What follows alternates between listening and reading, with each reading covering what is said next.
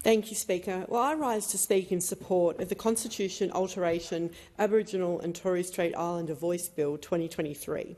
This bill will help to shape the future of our nation. The voice will shape the nature of our nation. The idea of this takes us back to the point at which the first settlers came to this land, to the land we now call Australia. I want to be clear, Speaker, the voice doesn't discriminate, but it does acknowledge who was here first. Aboriginal people have lived here for long before the settlers arrived, and they had managed and cared for this land for a long, long time. Yet currently there is no acknowledgement of this in the Australian Constitution. This needs to change. Where I live on the south coast of New South Wales, Gerinja country, there are constant reminders of our Aboriginal heritage. Kulinguddy Mountain, the story of the black cockatoo. Local elders and Aboriginal dancers that are teaching us all more about truth, culture and history. The Dharawal and Durga languages that are pleasingly becoming more well known. We're learning the Aboriginal names for our rivers like Bundu, for the Clyde River at Bateman's Bay. We're learning more, and for that I say to every Aboriginal elder and person, thank you. We are all finding that our First Nations culture is truly unique, so special and inspiring. It brings so much to our country already and will bring so much more as we nurture it. But in 2023, where I live on the New South Wales South Coast, there are Aboriginal health organisations doing amazing work, but there are challenges. Aboriginal people who live on the South Coast have a life expectancy of almost 10 years less than the people who live around them. Their babies are born lighter, less of their children go to school, more of their relatives are incarcerated. These stats are an unfortunate reality of being a First Nations person in Australia right now, but it doesn't have to be this way. The voice will begin to address these issues. It won't fix everything. There are large gaps that need closing, but the voice will propel that work. The voice will put Aboriginal voices first for issues that affect Aboriginal people. Sounds like a great idea. Hardly sounds like it should be controversial. Their culture is indeed a gift to this country. Their culture is a true gift to the South Coast, as it already has been for thousands of years. Speaker, just 2 weeks ago, I went to a cultural burn in Mogo. It was incredible. To watch people caring for country and of the land was remarkable, all while taking the time to explain to community members present about the burn. I saw how the Walbunja people cared for the land. Fire moved slow and methodically through the bush. The First Nations custodians who were burning the country were walking over the fire line. They moved throughout the burn with ease, talking and educating people as they went along. This is what cultural knowledge can bring. I'll tell you why I have gone into such detail about this cultural burn in Mogo on the New South Wales South Coast. Like everyone in our communities, we all went through the horrific bushfires of 2019-2020. Lives were tragically lost, homes were lost, livelihoods were lost. But if the land was managed more by our First Nations people, well, I think it could have been different. Because I saw how the bushfires burned out of control through almost 90% of my electorate of Gilmore. But the Walbunja Rangers and the Batemans Bay Local Aboriginal Land Council were able to burn the land recently with ease. And in doing this, they were able to ensure that part of the earth wouldn't burn out of control in the future. That's just one of the many reasons I support an Indigenous voice to Parliament. I want a consultative body like The Voice to be able to discuss things like cultural burning and caring for country, but also to discuss health policy and outcomes and the way in which services can be delivered in the best way. Let me be clear, this is about delivering better outcomes for Aboriginal people in our communities. But importantly, it is about delivering better outcomes for our communities as a whole, where everyone benefits. This is our chance to come together to get things right. As a mum myself, I want to be able to say to my children, and hopefully my grandchildren one day, that in 2023 we did everything possible to recognise our First Peoples in our Constitution, that we gave a voice for a better country.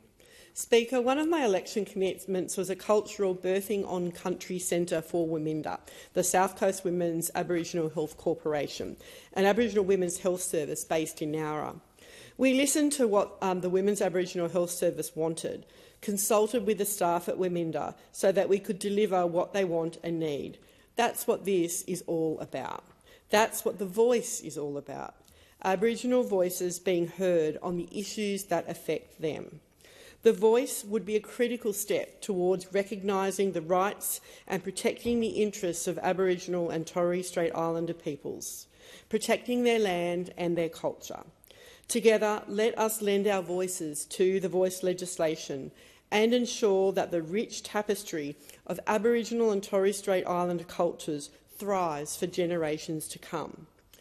The 1967 referendum was a pivotal moment in Australian history. The 1967 referendum, however, came too late. Let's not let the voice be held off. This is so important.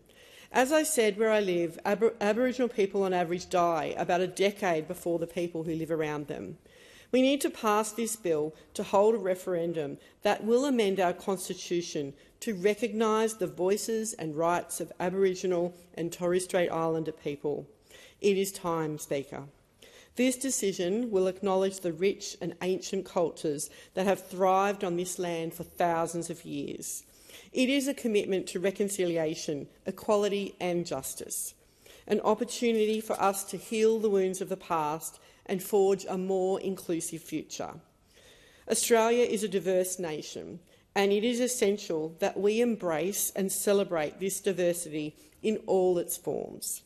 The inclusion of an Aboriginal and Torres Strait Islander voice in the Constitution will provide a platform for Indigenous peoples to be heard and participate in the decisions that affect their lives, their communities and their future. It is a chance to ensure that their perspectives, knowledge and experiences are integrated into the fabric of our nation's governance.